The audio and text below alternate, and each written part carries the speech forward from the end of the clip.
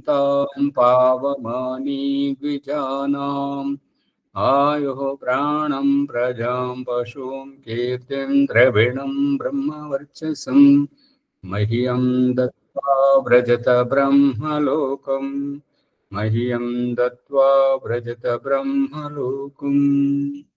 ఈ యొక్క ఉపనిషత్ జ్ఞానగంగా అధ్యాత్మ సత్సంగానికి వచ్చేసినటువంటి వారందరికీ నమస్తే, స్వాగతం, సుస్వాగతం.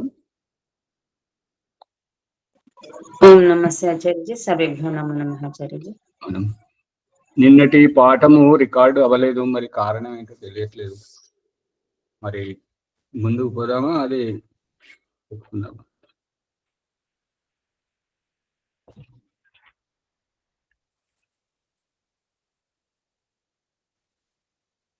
నిన్నటి పాఠం లాస్ట్ కు రికార్డ్ చేసినట్టు ఆచార్య, మొదల రికార్డు ఆన్ చేయనట్టు అది సువర్చలమ్మ గారి నమస్తే ఆచార్య అన్నది ఒకటే వచ్చింది, ఇంకేం కాలేదు.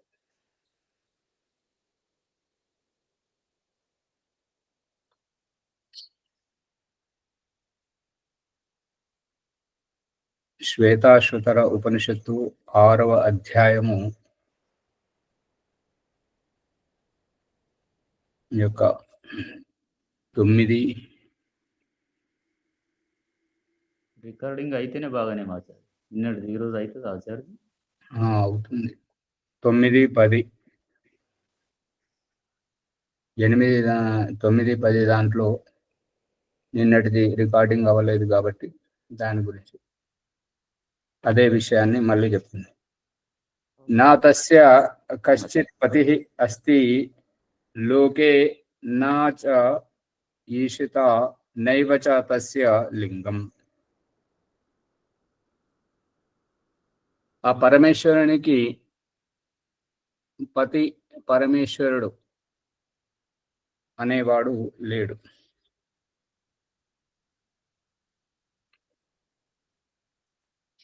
పతి పరమేశ్వరుడు ఈ విషయానికంటే ముందు ఇవాళటి ఆత్మ నిరీక్షణ ఈ యొక్క అధ్యాత్మ సత్సంగంలో చేస్తున్నటువంటి దాంట్లో శ్యామలయ్య గారు చెప్తున్నటువంటి విషయము మరి పాడుతున్నటువంటి పాట మనల్ని అందరినీ సింహావలోకనం న్యాయం.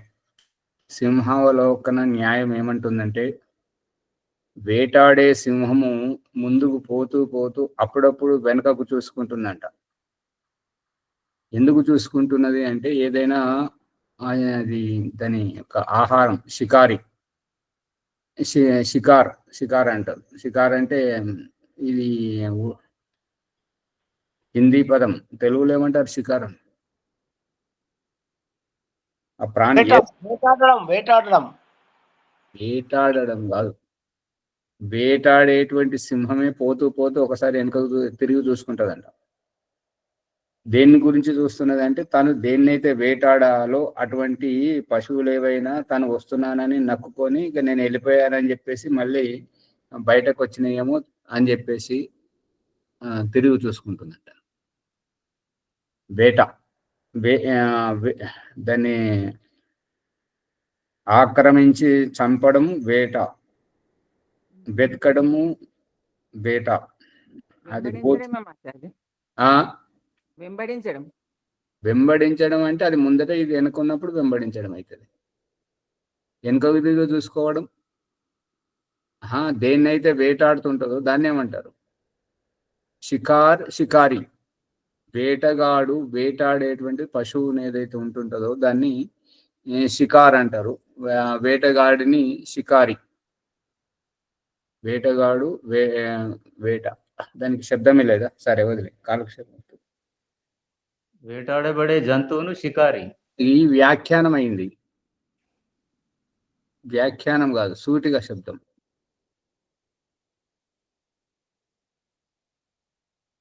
అయితే శ్యామలయ్య గారు చెప్పాలనుకున్నటువంటిది చెప్పడానికి ఈరోజు విషయ నిర్ధారణ ప్రకృతి గురించి. సత్వరజస్తమసాం సామ్యావస్థ ప్రకృతి, 3 అవస్థల నుండి ప్రకృతి ఏర్పడుతుంటాయి. ఆ ప్రకృతి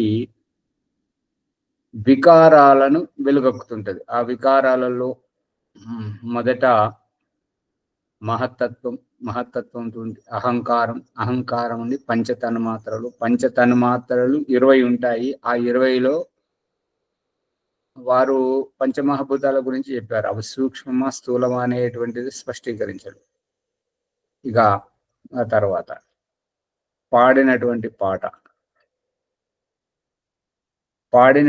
పాట వారిని శ్యామలయ్య గారు ఇదంతా ఎందుకు పెట్టుకున్నారు, తలనొప్పి వదిలేసి ఆ ఆధ్యాత్మిక సాధనలో కొంచెం పౌరవత్యం నేర్చుకుంటే ఈ యజ్ఞం చేయడం, పెళ్లిళ్ళు చేయడం, దాంతో ఆశ్రమంలో అభిభావకుడిగా సంరక్షకుడిగా ఉండడానికి మంచిగా ఉపయోగపడుతుంది.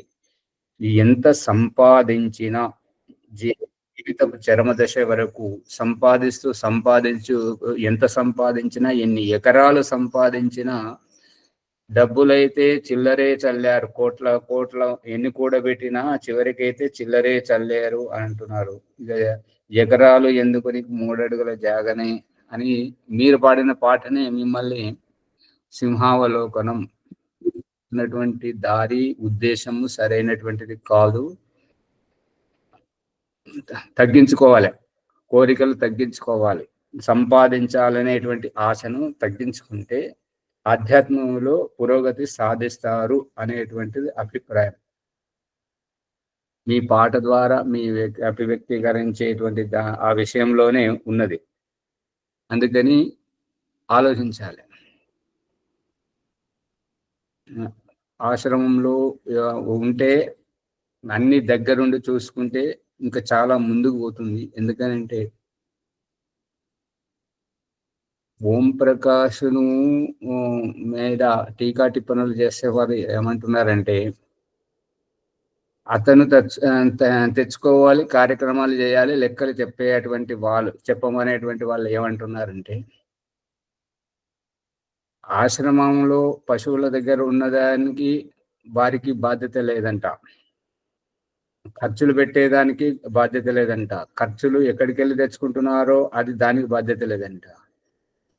మరి సీసీటీవీ కెమెరాల గురించి డబ్బులు తెచ్చుకుంటే అది తన దగ్గర ఆపుకొని దాదాపు నెల రోజుల వరకు ఆపి చివరికి ఇచ్చాడు. ఆ ఆలస్యానికి కారణం అతడే. ఇప్పుడు రైతు బంధు వచ్చిందని అందరికీ తెలిసిన తర్వాత మరి వేసిండా లేదంటే వేయలేదు అన్నాడు.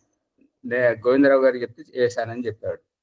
ఇక అతను ఏం టీకా టిప్పని చేస్తున్నాడు అంటే, ఆయనకేం అవసరం, ఓం ప్రకాష్కి ఏం అవసరం అంటే, ఆవులకాడ ఫినిషింగ్ లేకుండా అది ఖర్చుతో కూడుకున్నది కదా, అది బాధ్యత లేదంట. మరి అక్కడ ఆ డబ్బులతో అవసరం లేనప్పుడు ఈ ఖర్చులకు ఈ కార్యక్రమాలు ఆయన ఎందుకు చేస్తున్నాడు, ఆయనకే అవసరం, మనం ఉన్నాం కదా అని ఆ మాట అనట్లేదు. వేసినా గోవిందరావు గారు అంటున్నారు. ఈ వ్యక్తి ఏమంటున్నాడంటే, వేయలేదు, వేస్తా అన్నాడు అని మనల్ని మభ్య పెట్టుకుంటూ ఈ రైతు బంధు గురించి ఆయనకేం అవసరం, మరి ఇంకెవరికి అవసరము? నువ్వు ఒక్కసారి ఇక్కడికి రారు, వచ్చి చూడరు, ఇక్కడ ఏం జరుగుతుందో దేన్ని చూడరు. మీకు అవసరం ఉన్నప్పుడు మరి ఇక్కడ చేసేటోళ్ళకు, ఖర్చులు పెట్టుకునేటోళ్ళకు అవసరం లేదా? అన్ని చెప్పిపించుకుంటారు. సరే, ఈ విషయాన్ని ఇక్కడ వదిలేస్తే, ఇవాళ ప్రకృతి విషయంలో ప్రకృతిని కంటితో చూడాలి. ప్రకృతి జరిగేటువంటిది సత్వరజ తమస్సుతోటి. ఈ సత్వరజ తమస్సు బ్రహ్మాండంలో ఉండేటువంటి గుణములు. పిండంలో రజవీర్యాలతో స్త్రీ శరీరం తయారు కావడం, స్త్రీ శరీరం కాదు, పురుష శరీరమైన, నపుంసక శరీరమైన, పశుపక్షి ఏదైనా కూడా ఈ రజవీర్యాలతో తయారవుతుంటది. మన మనుష్య జీవితం గురించి తెలుసుకుంటున్నాం కాబట్టి ప్రకృతి గురించి తెలుసుకోవడం, ప్రకృతిని కంటికి కళ్ళకు కట్టినట్టుగా భగవంతుడు చూపిస్తున్న దృష్టాంతాన్ని తెలుసుకోవడం. రజవీర్యాలతోటి ఈ యొక్క స్త్రీ శరీరం ఉత్పత్తి అయిన తర్వాత స్త్రీ పుట్టి పెరిగి పెద్దది వయస్కురాలై పెళ్లి చేసుకున్న తర్వాత ఇక సంతానాన్ని కనేటువంటి స్థితి ఏదైతే ఉందో, ఈ సత్వరజ తమస్సులను మూడింటిని ఒకటి చేసేటువంటిది బ్రహ్మాండంలో పరమేశ్వరుడు చేస్తుంటాడు. ఆ ఆ మూడు ఒకటైన తర్వాత ఏర్పడేటువంటి ఆ మూడింటి యొక్క కలయిక, పెరుగు పాలను తోడేస్తే పెరుగు ఏ రకంగా తోడుకుంటుంటుందో ఇప్పుడు పాలు బహువచనమా ఏకవచనమా, పెరుగు బహువచనమా ఏకవచనమా? బహువచనం ఆచార్య. బహువచనం. పాలు బహువచనం, నీళ్లు బహువచనం. ఎందుకంటే అణు పరమాణువులతో లెక్కించబడుతుంటది కాబట్టి ఇక్కడ సత్వము, రజస్సు, తమస్సు ఈ మూడింటి కలయిక ప్రకృతి ఏకవచనం. ఇక ఆ ప్రకృతి నుంచి ఏర్పడేటువంటిది మహత్తత్వము, అహంకారము, ఈ పంచ తన్మాత్రలు, పంచ సూక్ష్మభూతాలు, పంచ స్థూలభూతాలు, పంచ జ్ఞానేంద్రియాలు, పంచ కర్మేంద్రియాలు, ఇవి 20. ఆ తర్వాత ఈ రకంగా ఇవన్నీ ప్రకృతి యొక్క వికారాలు. ఆ ప్రకృతి యొక్క వికారాలు ప్రకృతి నుంచి మహత్తత్వం, అహంకారము, పంచ తన్మాత్రలు, మనస్సు, ఇవి ఏదైతే వికారాలుగా ఈ అండపిండ బ్రహ్మాండాలు మనకు కనిపిస్తున్నాయో, పిండ సృష్టిలో రజవీర్యంతో తయారైనటువంటి శ్రీదేహం పుట్టి పెరిగి పెద్దదై పెళ్లి చేసుకున్న తర్వాత సంతానాన్ని కనేటువంటిది కనబడుతుందా? కనబడుతుందా అమ్మగారు? ఇది బ్రహ్మాండంలో ప్రకృతిని చూపెట్టిన పిండ సృష్టిలో శ్రీ శరీరం, స్త్రీ బాధ్యతను, బ్రహ్మాండం ప్రకృతి యొక్క బాధ్యత, పరమాత్మ ప్రకృతి, పిండ సృష్టిలో స్త్రీ పురుషులు యొక్క వీరిద్దరి కలయిక, వారిద్దరు పరమాత్మ ప్రకృతి తోటి అండపిండ బ్రహ్మాండాల సృష్టి వ్యవస్థ, పిండ సృష్టిలో స్త్రీ పురుషులతోటి కుటుంబ వ్యవస్థ. అందుకని ప్రకృతి ఈ రకంగా ఎప్పుడైతే మనం తెలుసుకోగలుగుతుంటామో అప్పుడే స్పష్టతగా వస్తుంటుంటాడు.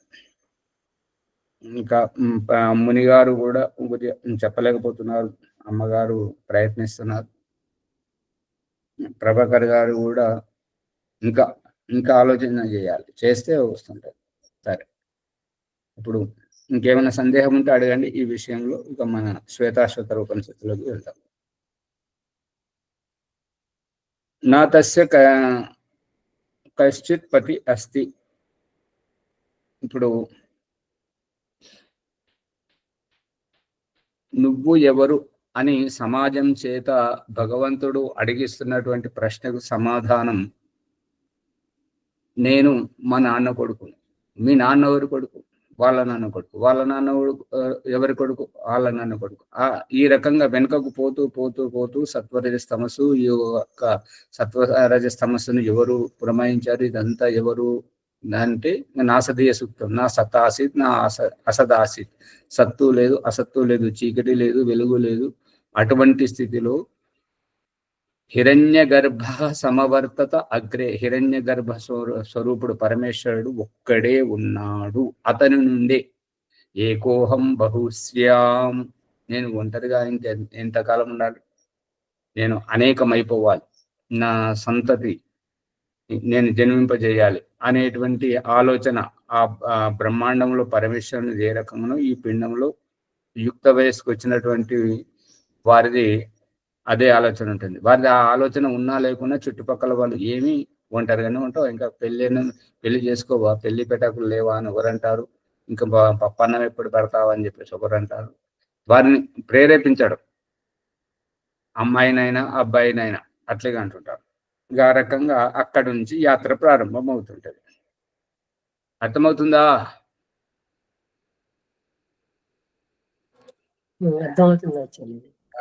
అందుకని ఈ యొక్క మొట్టమొదట మన తండ్రికి తండ్రి, తండ్రికి తండ్రి, తండ్రికి తండ్రి ఆది మూలంలో ఏ పరమేశ్వరుడు అయితే ఉన్నాడో, దయానంద సరస్వతి ఆర్య సమాజాన్ని మొదటి నియమములు చెప్తున్నాడు కదా, సమస్త సత్య విద్యలకు మరియు పదార్థ విద్యలకు ఆది మూలము పరమేశ్వరుడు. ఆ ఆది మూలం పరమేశ్వరుడు ఎవరైతే ఉన్నారో అతనికి ఇక ఎవరు లేరు అనేటువంటిది ఇక్కడ సారాంశం.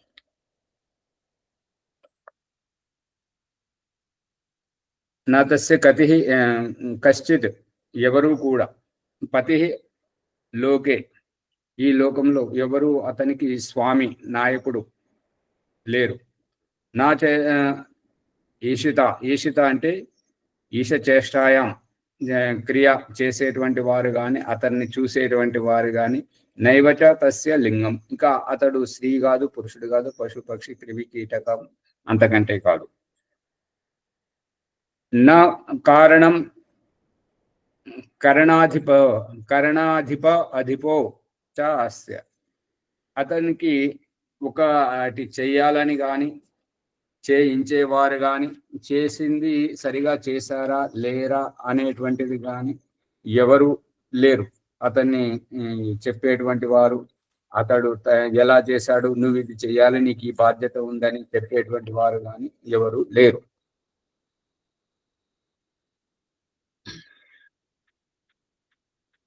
కారణం నతస్య కశ్చిత్ పతిరస్తి లోకే చ నేషిత నైవ చ తస్య లింగం సా కారణం కరణాధిప అధిపో. ఇంకా ఈ రకంగా చెప్తున్నటువంటిది ఏంటంటే, ఈషిత నియంత్రించేటువంటి వాడు, నియమంలో పెట్టేటువంటి వాడు పరమాత్మ. ఇప్పుడు మనల్ని భగవంతుడు కాళ్ళతోటే నడవాలి, చేతులతోటే పని చేయాలి, కళ్ళతోటే చూడాలి, చెవులతోటే వినాలని ఈ నియమం ఏదైతే పెట్టి మనల్ని ఒక వ్యవస్థితముగా మన శారీరక జన్మను ఎట్లయితే ఇచ్చాడో ఆ విధంగా భగవంతుణ్ణి నియమములో పెట్టేటువంటి వారు ఎవరు లేరు. అతనికంటే గొప్పవారు ఎవరు లేరు, అతన్ని నియంత్రించేవారు ఎవరు లేరు, అతన్ని శాసించేవారు, అతనిని నువ్వు తప్పు చేస్తున్నావు, ఇలా చేయొద్దు, స్త్రీకే బాధ, పురుషునికే ఎందుకు ఈ రకంగా సుఖంగా పెట్టావు, స్త్రీని ఎందుకు బాధ పెడుతున్నావు అనేటువంటి విధంగా నపుంసకుని అటు ఇటు ఎటు కాకుండా ఇబ్బంది పెడుతున్నావు అని చెప్పేసి అతన్ని అనేవారు ఎవరు లేరు.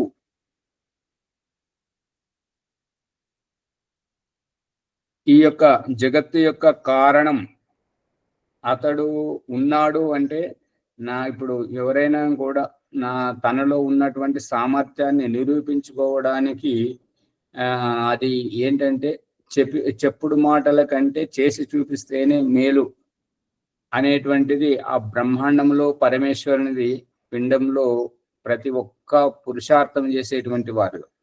సోమరిపోతులు బద్ధకంగా ఉండేటువంటి వాళ్ళని విడిచిపెట్టండి. ఇక్కడ కారణం ఏదైనా పని చేయాలంటే దానికి కారణం ఏమిటి అనేటువంటిది, అది సామర్థ్యాన్ని నిరూపించుకోవడమే కారణం. ఇక జీవాత్మలు ఉన్నాయి కాబట్టి వాటిని ఉద్ధరించడానికి తనలో ఉన్నటువంటి సామర్థ్యాన్ని పరమేశ్వరుడు నిరూపించుకుంటున్నాడు. కాబట్టి తనలో సామర్థ్యం ఉన్నది, అది సరైనది కాదు అనేది ఎప్పుడు తెలుస్తుంది అంటే, దాన్ని ఆచరణాత్మకంగా వ్యావహారికంగా నిరూపించినప్పుడే. ఆ నిరూపించేటువంటిదే ఈ సృష్టిలోని ఈ రకంగా చేసి తన సామర్థ్యాన్ని భగవంతుడు నిరూపించుకుంటున్నాడు. దానిని గుర్తించినటువంటిది ఈ జీవులు.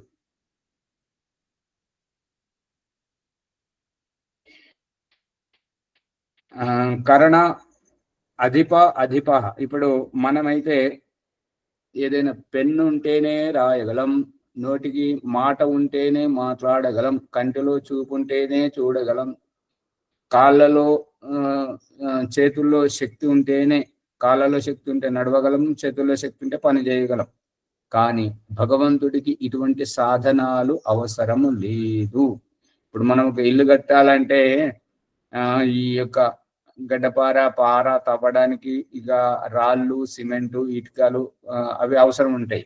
మనకు సాధనాలు ఉంటేనే మనం పని చేయగలుగుతుంటాం. కానీ ఆ పరమేశ్వరుడికి అటువంటి సాధనాల యొక్క అవసరమే లేదు.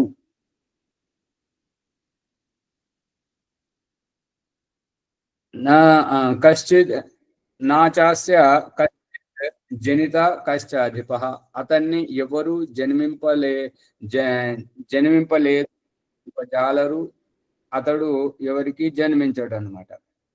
అతడే అందరికి జన్మనిస్తాడు, కానీ అతన్ని జన్మించేటువంటి వారెవరు లేరు అన్నది సారాంశం.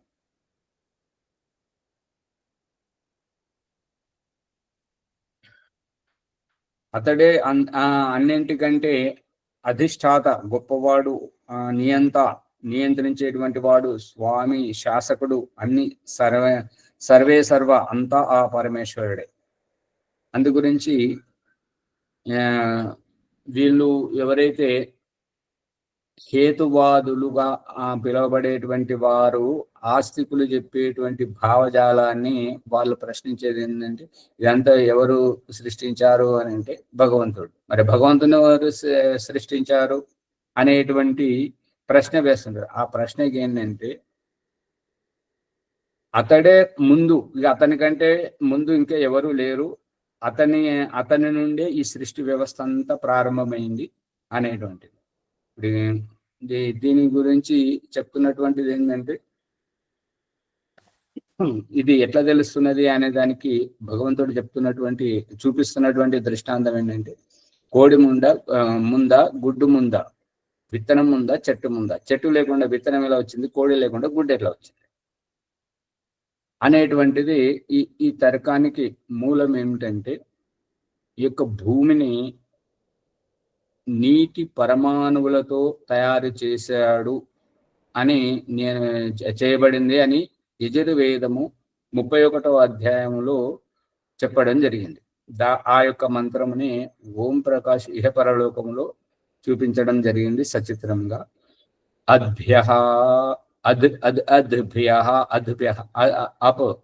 ఈ యొక్క అద్భ్య అంటే నీటి పరమాణువులు బహువచనం.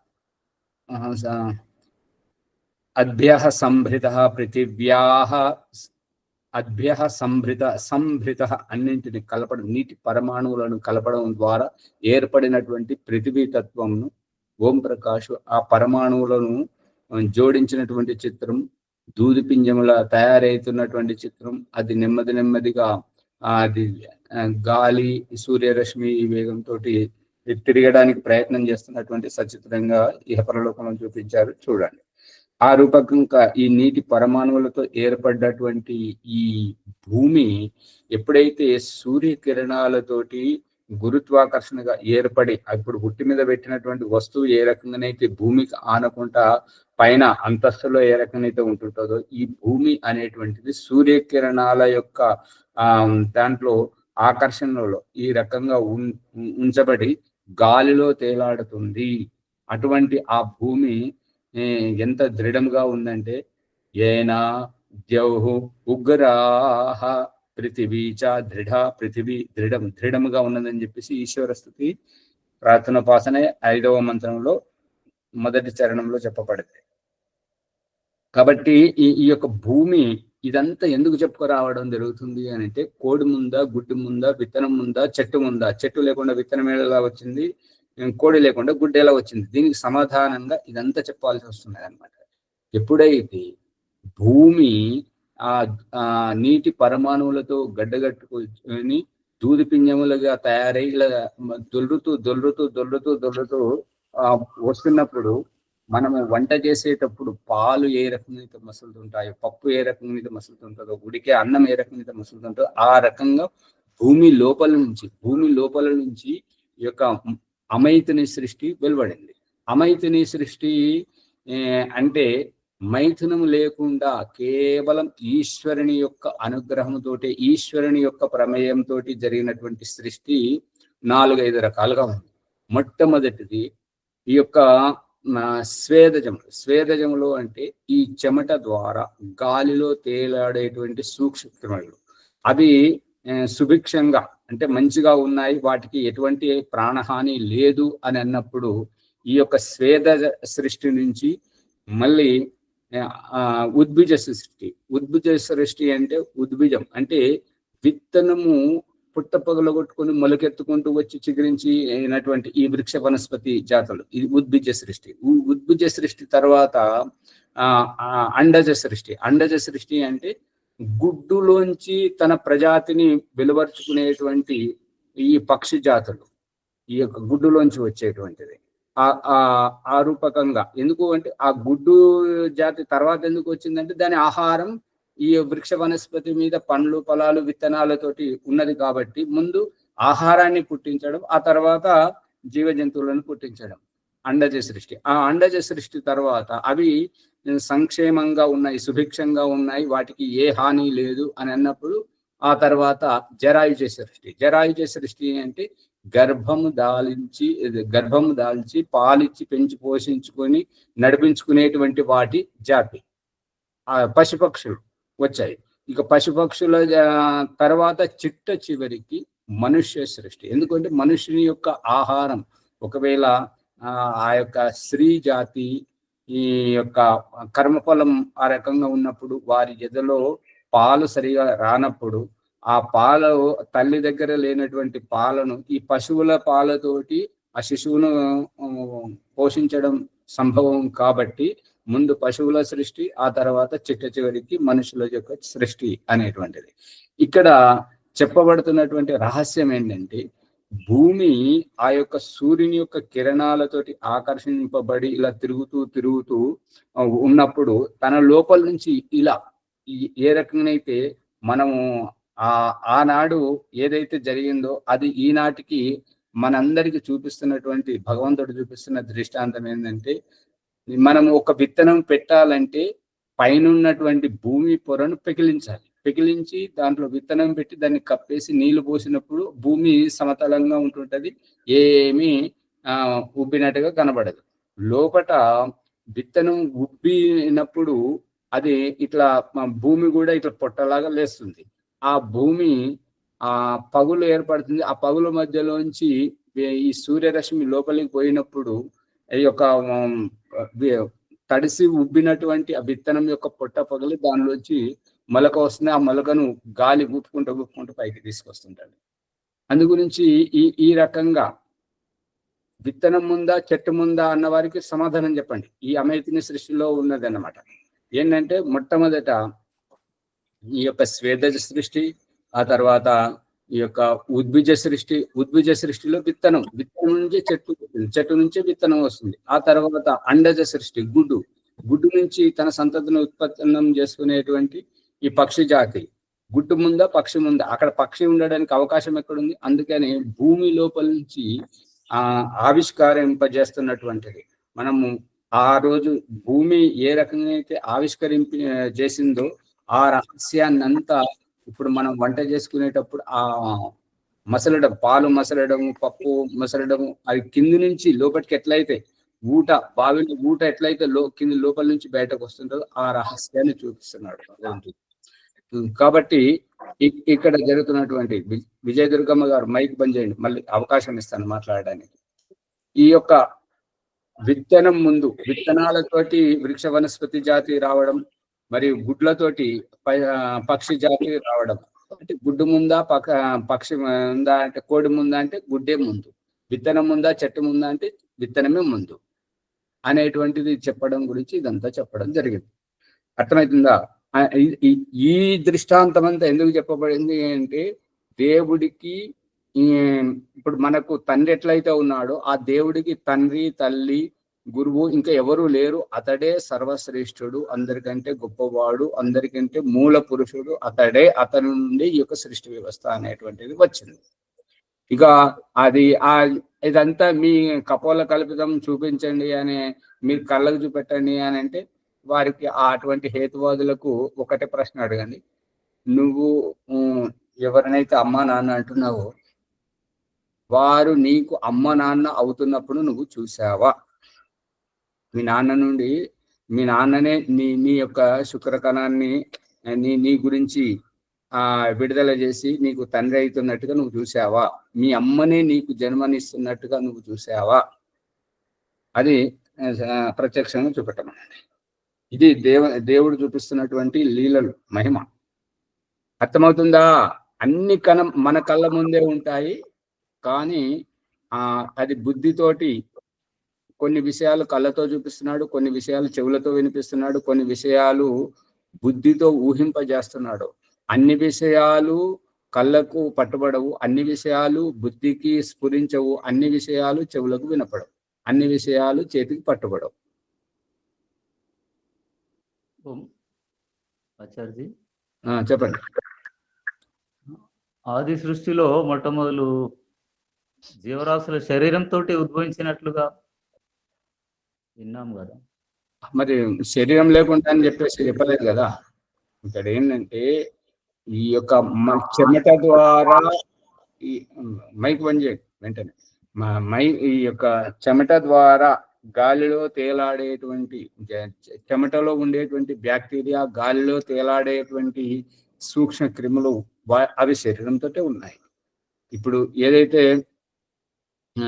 ఈ యొక్క స్వేదజ సృష్టి తర్వాత ఉద్భిజ సృష్టి అంటే విత్తనంలోంచి మొలకెత్తేటువంటి అది కనబడే శరీరమే కదా వృక్ష వనస్పతి. ఆ తర్వాత అండజ సృష్టి అంటే గుడ్డు నుంచి ఉత్పన్నమయ్యేటువంటి పక్షి జాతి, అది సశరీరముగానే కదా, కనబడేటువంటి శరీరముగా కదా. ఆ తర్వాత జరాయుజ సృష్టిలో పశు పక్షి క్రిమి కీటకాలు ఇవి కనబడేటువంటి శరీరంలే కదా. చివరికి మనుష్య జన్మ కనబడేటువంటి పిండంతో శిశువుగా జన్మించడమే కదా, శరీరమే కదా. శరీరం కాదని ఎవరన్నారు? మొదటి సృష్టి ఈశ్వర ప్రమేయంతో జరుగుతుంది, అమైతుని సృష్టి అనబడింది. ఇక రెండవ సృష్టి భగవంతుడు సృష్టించబడినటువంటి ఆ సృష్టిలోని స్త్రీ పురుషుల కలయికతోటి, వారిద్దరి కలయిక మైథునంతో ఉత్పన్నమయ్యేటువంటిది. ఇప్పుడు మనమంతా మైథున సృష్టిలో ఉన్నాం. అంటే భగవంతుడు మొదలు ఉత్పత్తి చేసి కోడిని ఉత్పత్తి చేశాడా ఆచార్య? అవును. భూమిలోంచి ఇప్పుడు ఎలా అనేటువంటిది భగవంతుడు చూపిస్తున్నాడు కదా. ఇప్పుడు మనం వంట చేసేటప్పుడు ఆ వంటలో ఆ మసులుతున్నటువంటి పాలు కింది నుంచి పైకి రావడం ఒకటి, ఇది స్వేదజ సృష్టి. ఇక ఉద్భిజ సృష్టి లోపల అన్నము గాని పప్పు గాని కిందిది పైకి రావడం, పైకి కిందికి పోవడం, కిందిది పైకి రావడం, పైకి కిందికి పోవడం. చూసారా? అవును, చూసాం. ఆ రకంగా అందులోకి వెళ్ళి గుడ్లే వచ్చాయి కానీ ఆ గుడ్లు పగిలిపోయాయి. ఇప్పుడు ఉదాహరణకు మన మానవ సృష్టి గురించి మాట్లాడుకుందాం. ఇప్పుడు త్రివిష్టప్ అంటే తిబ్బెట్ ప్రదేశంలో ఉండేటువంటి మానసరోవరంలో ఈ యొక్క తల్లి ఉదరము వంటి ఆ ప్రదేశం, అక్కడ ఆ భూమి తల్లి ఉదరంలో ఏ రకంగా అయితే సున్నిత భాగం ఉంటుంటుందో, పిండం ఎదుగుతూ ఉంటుంటుందో, ఆ విధంగా ఆ మానసరోవరంలో అక్కడ దానికి మానసరోవరం అని ఎందుకు పేరు వచ్చింది అంటే, మొట్టమొదటి ఆది మానవుడు అక్కడి నుంచి జన్మించాడు, భూమిలో పట్టుకెళ్ళి బయటకు వచ్చాడు కాబట్టి దానికి ఆ సరోవరం అక్కడ ఎందుకు ఏర్పడింది అని అంటే, ఆ భూమి లోపల ఇప్పుడు గుడ్డులోంచి పిల్ల బయటకు వచ్చిన తర్వాత గుడ్డు పైన పుచ్చలే ఉంటుంటే అవన్నీ పగిలిపోయిన తర్వాత ఇంత పట్టుకోవడానికి వచ్చినటువంటి ఆ గుడ్డు దానిలోంచి పిల్ల బయటకు వెళ్ళిన తర్వాత అవన్నీ పుచ్చలన్నీ పగిలిపోయిన తర్వాత ఇంతంత చెత్తగా తయారవుతుంటది కదా. అందుగురించి భూమిలోంచి మనుషులందరూ వచ్చిన తర్వాత అక్కడ పెద్ద గొయ్యిలాగా ఏర్పడిన దగ్గర మళ్ళీ అది మట్టిలాగా కాకుండా తినడానికి ఆస్కారంగా ఉంటుంటది కాబట్టి అది ఎవరు తినకూడదు కాబట్టి ఆ గొయ్యిలాగా గుంతలాగా ఉన్నటువంటి దాంట్లో వర్షంతోటి నీళ్లతోటి నింపేయడం జరిగింది. అందుకే ఇప్పుడు చూడండి, ఆవు తన మాయను తింటుంది అని చెప్పేసి ఆ గోపాలకుడు దాన్ని తీసుకెళ్లి దూరంగా ఎక్కడో విసర్జింపజేస్తుంటాడు. ఈ మనిషి శిశువు ఎత్తిన తర్వాత పుట్టిన తర్వాత ఆ మాయను తీసుకుపోయి ఎక్కడో విసర్జింపడం జరుగుతుంది. ఎందుకు అంటే ఆ జన్మించినటువంటి ఆ యొక్క స్త్రీ శరీరం ఆకలితోటి ఉంటుంటది అనమాట. ఎందుకు అంటే ఇప్పుడు మనం ఒక్కసారి అది ఈ లూజ్ మోషన్ పెట్టుకున్నప్పుడు, దొడ్డికి పెట్టినప్పుడు చూడండి, పదే పోతున్నప్పుడు ఎట్లా ఉంటది అంటే గాలిలో తేలాడినట్టు ఉంటుంటది శరీరం, అటు ఇటు పడిపోయినట్టుగా ఉంటుంటది. ఎందుకు అంటే లోపల ఉన్నదంతా బయటకు వెళ్ళిపోయింది కాబట్టి. ఇంకా ఆకలి అంటే ఆకలి వేస్తుంటుంటది. ఇప్పుడు 9 మాసాలు మోసినటువంటి ఈ యొక్క తల్లి జన్మించిన తర్వాత ఆకలి ఎక్కువగా వేస్తుంటది. అందుకే పదే వారికి భోజనం ఇవ్వాలని చెప్పేసి వైద్య శాస్త్రం చెప్తుంది. ఆ విధంగానే ఆది మానవులు ఆ భూమి నుంచి బయటకు వచ్చిన తర్వాత మళ్ళీ దాన్ని ఎవరు తినకుండా ఉండాలని నీరు నింపడం ద్వారా అది మానసరోవరంగా ఉండడం, దాన్ని తీర్థస్థలంగా ప్రకటించడం, అక్కడికి వెళ్ళి అందరూ స్నానాలు చేసి దాన్ని వస్తున్నామని చెప్పి వాళ్ళు భావించుకుంటున్నారు. ఇక్కడ మూలం నుంచి సశరీరమే. స్వేద సృష్టం, గాలిలో ఉండే బ్యాక్టీరియాది కూడా శరీరమే.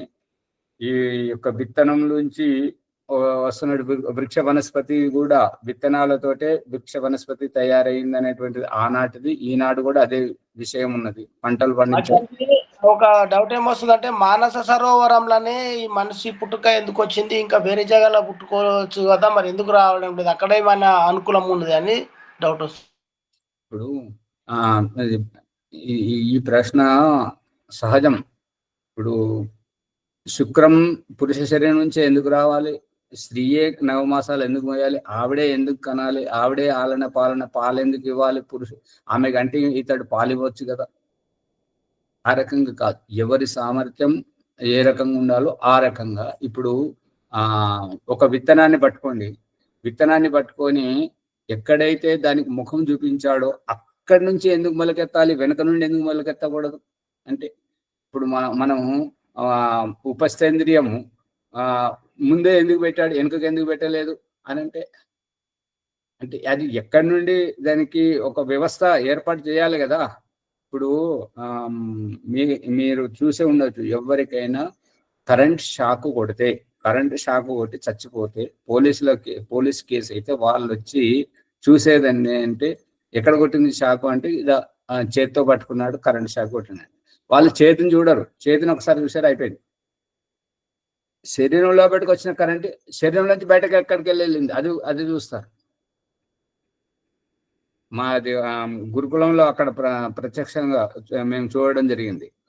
గురుకులంలో ఉన్నటువంటి విద్యార్థి గురుకులంలో నివాసానికి అవకాశం లేకపోతే రైతుల పంట పొలాల దగ్గర కట్టుకున్నటువంటి గదులలో ఉంటూ ఊర్లో భిక్షాటన చేసుకొని వచ్చినటువంటి వాళ్ళు అక్కడ పాలు తెచ్చుకొని హీటర్లో వేడి చేసుకొని వ్యాయామం చేసేవారు. వ్యాయామం చేసి ఇక ఆ పాలు వేడయ్యేసరికి స్నానం చేసేసి వచ్చి ఆ పాలు తాగాలని వాళ్ళ ఉద్దేశం.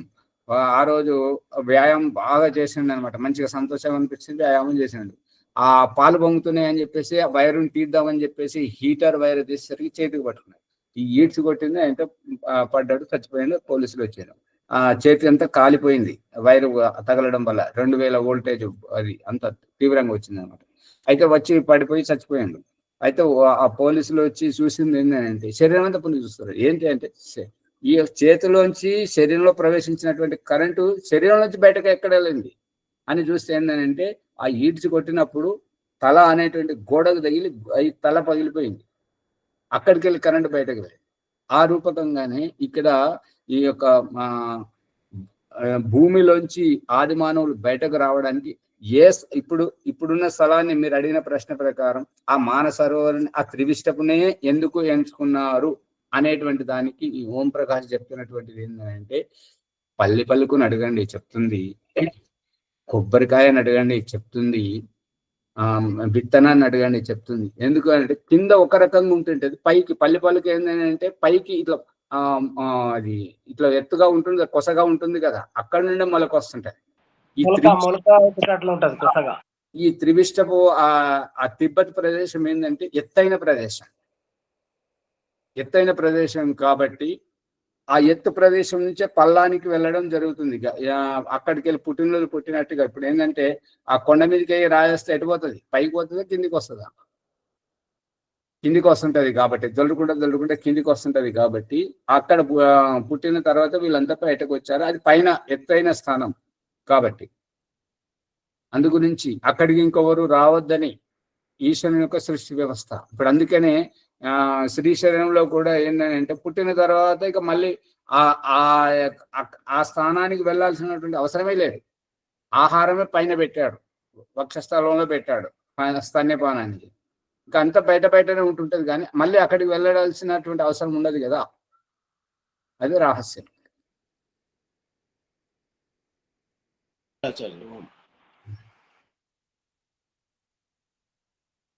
అందుకని ఆ పరమేశ్వరునికి పుట్టించేవారు కానీ, అతనికంటే గొప్పవారు కానీ, అతనికి దిశానిర్దేశం చేసేవారు కానీ, అతనిని తప్పు ఒప్పు అని పరీక్షించేవారు కానీ ఎవరు లేరు అనేటువంటిది. ఇప్పుడు 10వది చూడండి. యస్తూర్ణ నాభ ఇవ తంతుభిః ప్రధానైజైః స్వభావతః దేవ ఏకః స్వం ఆవృణోతు సానో దధాత్ బ్రహ్మాప్యయం. ఇక ఇతడు యహస్తు ఏదైతే ఈ యొక్క పృథ్వీలాగా కనిపిస్తున్నదో అది ఊర్ణనాభ. ఊర్ణనాభ అంటే ఏ రకంగా అయితే ఇప్పుడు ఇహపరలోకం పుస్తకంలో ఓంప్రకాష్ చూపెట్టినట్టు దూది పింజము ఏ రకంగానైతే తిరుగుతుందో, మీరు జిల్లేడు పువ్వు విచ్చుకున్న తర్వాత దాంట్లోంచి విత్తనాలు ఏ రకంగా అయితే రోమాలుగా వెళ్తుంటాయో అటువంటి దాన్ని ఇక్కడ ఈ యొక్క వ్యాఖ్యాకారుడు ఏమని చెప్పాడంటే, సాలెపురుగు తన లార్వాతోటి ఏ రకంగానైతే ఈ యొక్క జాల అంటారు, ఏమంటారు, బల్లి పాతర అంటారు. కానీ ఆ బల్లి అది దాని పాతర ఏమి ఉండదు కదా, ఈ సాలెపురుగు కదా వేసేది, జాలి కదా. పురుగు జిగురు విడుదల చేస్తుంది ఆచార్య. విడుదల కాదు, ఇప్పుడు దాన్ని బల్లిపాతర అంటారు కదా. దానికి ఏం పాతర ఉంటుంది, అది తిని ఆ పురుగులను తిని, ఈగలను దోమలు పురుగులను తిని అది మలంనే విసర్జిస్తుంది, కానీ దాంతో ఏం కాదు. ఇది వలలాగా అల్లుకుంటుంది, వల అల్లుకుంటుంది. బల్లిపాతరది కాదు, ఈ సాలెపురిగే తను విడుదల చేస్తూ దాన్ని అల్లుతుంటది ఒకదానికొకటి. సాలెగూడు అంటారు ఆచార్య, సాలెపురుగు అంటుంటారు. జిగురును విడుదల చేస్తుంది. జిగురు ఏముంటది, ఇప్పుడు మన నోట్లో చొల్లు ఏ రకంగానైతే ఉంటుంటుందో జిగటగా, దానిది అదే రకంగా ఉంటుంటది. దాంతో వేలాడబడుతుంటది, అది పైన ఒక దగ్గరికి తగిలించి అక్కడికి వెళ్ళి వేలాడబడి సాగదీస్తుంటది. దాన్ని అల్లుతూ ఉంటుంటది. ఇక ఆ జిగురు వలలో ఏదైనా పడ్డదంటే ఇక దాని నుంచి బయటకు రాదు. దాన్ని అందులో పడ్డటువంటి ఈగలు దోమలు దాన్ని తింటుంటది. ఆ రూపకంగా తంతువులతోటి, తంతువు అంటే దారములతోటి ప్రధానజహి ఈ యొక్క ప్రకృతి అనేటువంటిది ఈ యొక్క అండపిండ బ్రహ్మాండాలన్నింటినీ ఈ ఉత్పన్నం చేసింది, వికారాలను ఉత్పన్నం చేసింది అనేటువంటిది. అంటే స్త్రీ ఏ రకంగానైతే తన తల్లిదండ్రుల యొక్క రజవీర్యాలతోటి సంయోగంతో స్త్రీ ఏ రకంగా అయితే తయారైందో, తాను మళ్ళీ ఇంక పురుషుని నుండి వచ్చినటువంటి శుక్రంతో తన రజస్సును అండంను సంయుక్తపరిచి మళ్ళీ సంతానాన్ని ఉత్పన్నం చేయడం అనేటువంటిది ఇక్కడ చూపెట్టడం జరుగుతుంది. తంతుభిః ప్రధానం అంటే ప్రకృతి, ముఖ్యమైనటువంటి ప్రకృతి ఉత్పన్నమయ్యాక స్వభావంతో అంటే సహజంగా, దాంట్లో ఏమి ప్రయత్నం కాదు, సహజంగానే దేవ ఏక. ఇక ఇదంతా చేయిస్తున్నటువంటి వాడు పరమేశ్వరుడు ఒక్కడే. అతడు తనను తాను ఈ యొక్క ప్రకృతి తోటి, ఈ యొక్క అండపిండ బ్రహ్మాండముల యొక్క ఈ మన 84 లక్షల జీవరాశులలో అందరిలో ఉంటూ తనను తాను కప్పుకున్నాడు అంటే అందరి లోపల ఉన్నాడు, మనందరిని తనలో ఇముడ్చుకున్నాడు, మనందరినీ తనలో దాచుకున్నాడు, మనందరిలో తాను దాక్కున్నాడు. పట్టుబడ్డదా?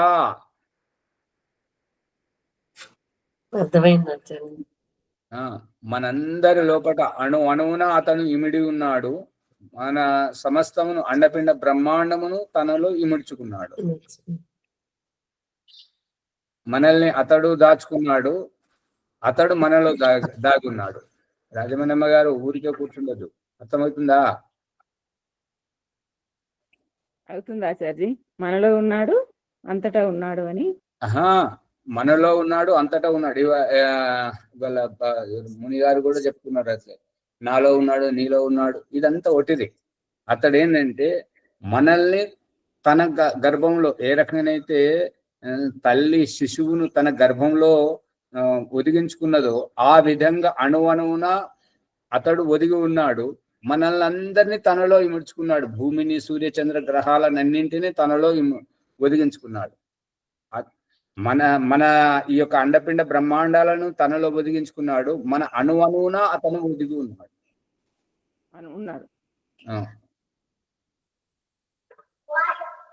అణువణువులో తానే ఉన్నాడు. అందరిలోనూ తాను ఒదిగి ఉన్నాడు. అందరినీ ఇమిడ్చుకున్నాడు తనలో.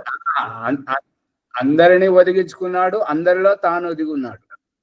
అవును. శ్యామలయ్య గారు పట్టుకున్నారా?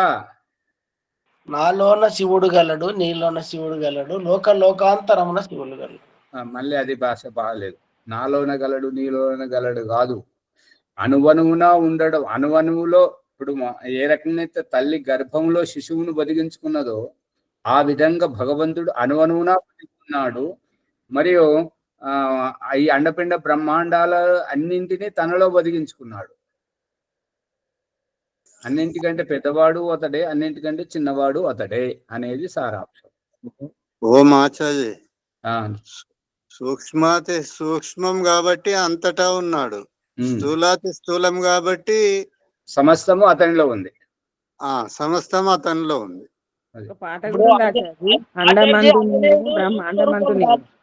ఆంజనేయుడు సూక్ష్మ రూపం దాల్చి ఆమె రాక్షసి శరీరంలోకి పోయి బయటికి వచ్చేటప్పుడు పెద్దగా అయి పల్లగొడతాడు. అది అంత కథలు అట్లా అయితే ఆచార్య పాడండి అమ్మగారు. ఒకటి చరణమాచారి. అండమందు నీవే ప్రభు, పిండమందు నీవే ప్రభు, బ్రహ్మాండమందు నీవే నీవే నమస్తే ఓం నమస్తే అని ఒక పాట ఉంది ఆచార్య, పెద్దగా ఉంది ఇది. అవును, ఇదంతా ఈ యొక్క రహస్యాన్ని వారు అర్థం చేసుకొని ఆ గేయంగా రూపొందించారు. ఇక శ్యామలయ్య గారు ఇప్పుడు ఏంటంటే ఆ రహస్యం సముద్రము దాటేటప్పుడు ఆ రాక్షసి హనుమంతుణ్ణి బంధించడానికి ప్రయత్నం చేస్తే ఆమెకు పట్టుబడక, ఆ రాక్షసికి పట్టుబడక చెవులోంచి ఇప్పుడు ఏంటంటే నోట్లోంచి వెళ్ళి చెవులోంచి బయటకు వచ్చిండు అన్నట్టుగా మరి దాన్ని పగలగొట్టాడు అనే దానికి కారణం ఏంటంటే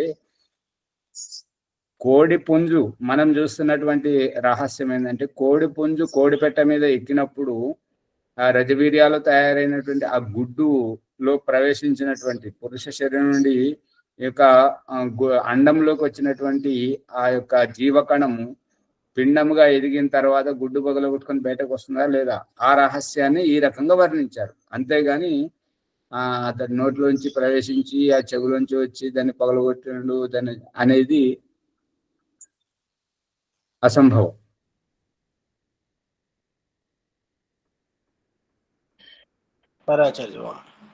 సమయం అవుతుంది. నాకు తెలిసినంత వరకు చెప్పగలిగాను. భగవంతుడు నా చేత చెప్పిస్తున్నాడో ఏమో, ఇది చెప్పించేది నేను చెప్తున్నాను. మరి మీ చేత పొద్దున లేపించి వినిపిస్తున్నాడు కాబట్టి మిమ్మల్ని వినిపింపజేసేవాడు ఆ భగవంతుడే, మీలో ఉండి వింటున్నవాడు అతడే, నాలో నుంచి చెప్తున్నవాడు అతడే. కాబట్టి దీంట్లో సత్యం అర్థమైంది గ్రహించండి, అర్థం కాని వదిలేండి. అర్థం కాకపోతే ప్రశ్నించండి. అర్థమయ్యేటట్టు చెప్పింది ఆచార్య విమడించి. అదే ఇంకా ఎవరికైనా సందేహం ఉంటే అడగండి, అడిగితే ఇంకా స్పష్టంగా తెలుస్తుంది కదా. ఇంకా ముందుకు తీసుకెళ్ళండి. ఎవరు శ్యామలయ్య గారు అని ప్రభాకర్ గారు ఎవరో ఒకరు తీసుకెళ్ళండి ముందుకు. అది ఎట్లాగా ఉంటారు. పుష్పమ్మ గారు రండి.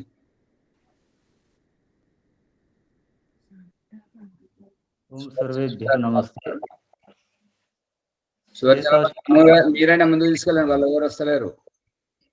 ఉపనిషత్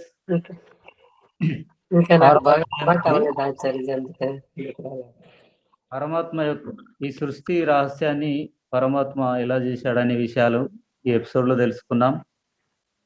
స్వేదజములు, ఉద్బీజములు, అండజ సృష్టి, జరాయుజ సృష్టి, ఈ విధంగా కోడి ముందా గుడ్డు ముందా ఏదనేటి ఇలాంటి సంశయాలన్నీ ఈ ఎపిసోడ్ ద్వారా మనం తెలుసుకున్నాం.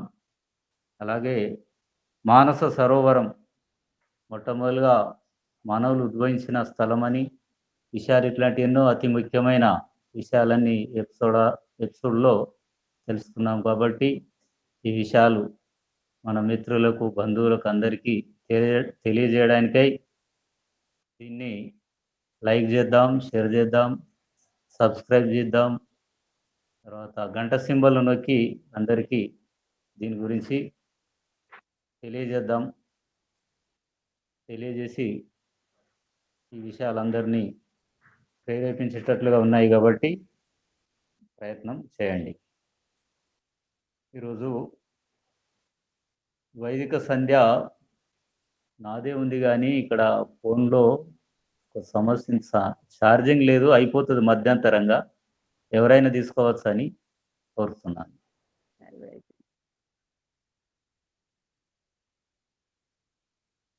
భాగ్యలక్ష్మి గారు వస్తారేమో ముందుకైనా.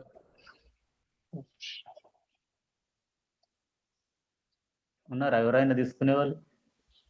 లేకుంటే ఉన్న వరకు చదువుతాం, మిగతా కంటిన్యూ చేస్తామంటే నేను చేయిస్తాను, సంధ్య చేయిస్తాను.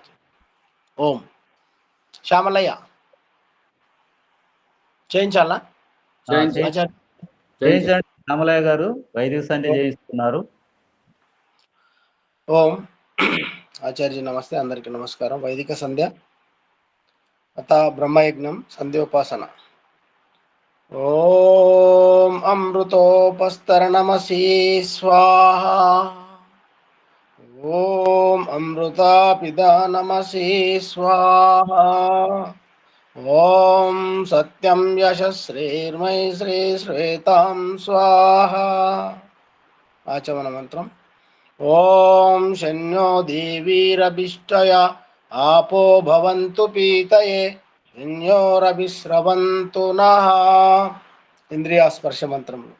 ఓం వాక్ వాక్, ఓం ప్రాణః ప్రాణః, ఓం చక్షుః చక్షుః, ఓం శ్రోత్రం శ్రోత్రం, ఓం నాభిః, ఓం హృదయం, ఓం కంఠః, ఓం శిరః, ఓం బాహుభ్యాం యశోబలం, ఓం కరతల కరపృష్ఠే. మార్జన మంత్రం. ఓం భూ పునాతు శిరసి, ఓం భువ పునాతు నేత్రయో, ఓం స్వః పునాతు కంఠే, ఓం మహ పునాతు హృదయే, ఓం జన పునాతు నాభ్యాం, ఓం తప పునాతు పాదయో, ఓం సత్యం పునాతు పునఃశిరసి, ఓం కం బ్రహ్మ పునాతు సర్వత్రా. ప్రాణాయామ మంత్రం. ఓం భూ, ఓం భువః, ఓం స్వః, ఓం మహః, ఓం జనః, ఓం తపః, ఓం సత్యం. అగమర్శన మంత్రములు. ఓం మృతంచ సత్యంచ విధాత తపసోద్యజాయత తతో రాత్రాజాయత తతః సముద్రో అర్ణవః. ఓం సముద్రాదర్ణవాదధి సంవత్సరో అజాయత అహోరాత్రాని విదధద్విశ్వస్య మిషతో వశి సూర్యాచంద్రమసౌధాత యథా పూర్వమకల్పయత్ దివంచ పృథివించ అంతరిక్షమతో స్వః. ఆచమన మంత్రం. ఓం శన్యో దేవీరభిష్టయ ఆపో భవంతు పీతయే శూన్యోరభిస్రవంతు నః. మనసా పరిక్రమ మంత్రములు. ఓం ప్రాచీదిదగ్నిరధిపతిరశితో రక్షితాదిత్య ఇషవః. తేభ్యో నమో అధిపతిభ్యో నమ రక్షితుభ్యో నమ ఇషుభ్యో నమ ఏభ్యో అస్తు. యోస్మాన్ వేష్టియం వయం తిస్మస్తంభోజంబే దద్మః. తూర్పు దిక్కున భగవంతుడు ఉన్నాడని మరి ఆ విధంగా తూర్పు దిక్కు తర్వాత దక్షిణ దిక్కున ఓం దక్షిణానింద్రో అధిపతిరక్షిరాజీ రక్షితాపితర ఇషవః. తేభ్యో నమో అధిపతిభ్యో నమ రక్షితృభ్యో నమ ఇషుభ్యో నమ ఏభ్యో అస్తు. యోస్మాన్ వేష్టియం వయం దిస్మస్తంభోజంబే దద్మః. ప్రచీతిగ్వరుణోధిపతి పృథాకో రక్షితాన్నమిషవః. తేభ్యో నమో అధిపతిభ్యో నమ రక్షితృభ్యో నమ ఇషుభ్యో నమ ఏభ్యో అస్తు.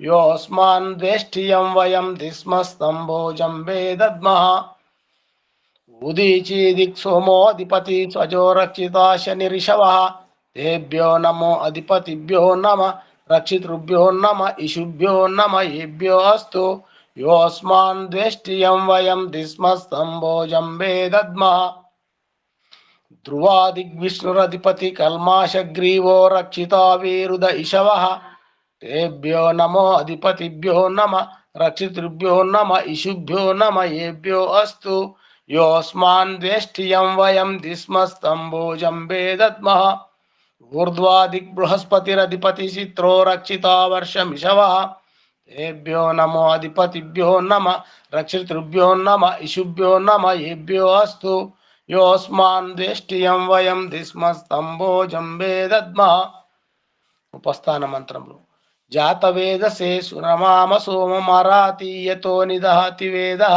सनः परिषतति दुर्गानि विश्वानावेव सिन्धुं दुरितत्यग्निः चित्रं देवानामुदगादनीकं चक्षुर्मित्रस्य वरुणस्याग्ने आप्रध्यावा पृथिवी अन्तरिक्षगं सूर्य आत्मा जगतस्य सुवा उदित्तं जातवेदसं देवं वन्ति केतवा दृश्ये विश्वाय सूर्यं ओम उद्वयं तमसस्फरिष्य पश्यन्त उत्तरं देवं देवत्रा सूर्यमगर्म ज्योतिरुत्तमं రెండవ ప్రకరణం పూర్తయిన తర్వాత ప్రాయశ్చిత్త మంత్రం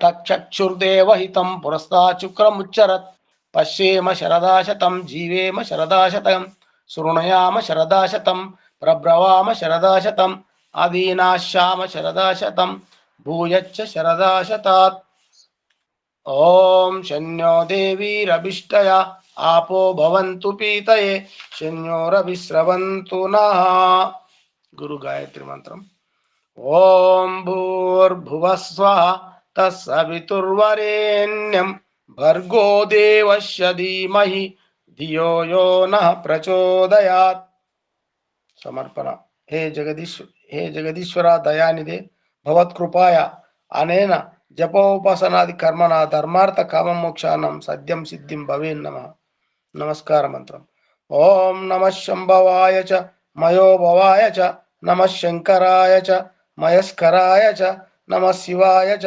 शिवतराय च ओम शन्यो देवीरभिष्टय आपो भवन्तु पीतये शन्योरभिस्रवन्तु नः अतः शांति पाठम ओम देव शांति अंतरिक्षगम शांति पृथ्वी शांतिरोपशय शांतिरोषधय शांति वनस्पतये शांति विश्वे देवा शांतिर्ब्रह्म शांति सर्वगम शांति शांतिरेवा शांति सामा शांतिरेधि ओम शांति शांति शांति। आचार्य जी नमस्ते, सर्वेभ्यो नमो नमः, अंदरिकी नमस्कार। नमस्ते आचार्य, सर्वेभ्यो नमो नमः। చెప్పండి శ్యామలయ్య గారు. ఆచార్య ఎపిసోడ్ గురించి చెప్పండి, అలవాటు కావాలి కదా. ఈ ఎపిసోడ్ను లైక్ చేసి షేర్ చేసి సబ్స్క్రైబ్ చేయండి. ఎన్నో విషయాలు, మనకు తెలియని విషయాలు, ప్రకృతి, తర్వాత మానవుని పుట్టుక గురించి, మరి మనకు తెలిసినా తెలియనట్లుగా ఉన్నటువంటి రహస్యాలు ఎన్నో మన ముందరకు మనకు తెలుస్తున్నాయి. ఇంత ఉదయం లేచి మనకి ఒక భగవంతుడే ఆచార్య ద్వారా చెప్పిస్తున్నాడని, మన లోపల ఉన్న భగవంతుడు మేల్కొంటున్నాడు, భగవంతుడు ఆచార్య మనల్ని మేల్కొల్పుతున్నాడు. కాబట్టి అందరు కూడా ఈ అవకాశాన్ని సద్వినియోగం చేసుకోవాలని కోరుచున్నాం. ఓం.